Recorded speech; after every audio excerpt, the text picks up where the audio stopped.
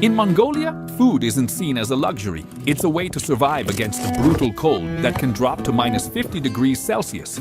Out here, where winter sets the rules without mercy, nomads understand that every meal is worth more than taste. It's a shield that keeps the body from breaking down. In this extreme environment, protein becomes the foundation of daily life, from fresh meat to dried cuts, giving them the strength and energy they need to endure the long, freezing days. Alongside it, there's salted tea, not just a drink, but a warm ritual that helps restore balance and replace what the body loses in such harsh conditions. Meals are prepared simply, but behind that simplicity lies deep knowledge passed down through generations. Nothing goes to waste, and there's no room for mistakes. Every piece of meat is used, and every bit of fat plays a role in warming the body before even warming the tent. As icy winds roar outside, no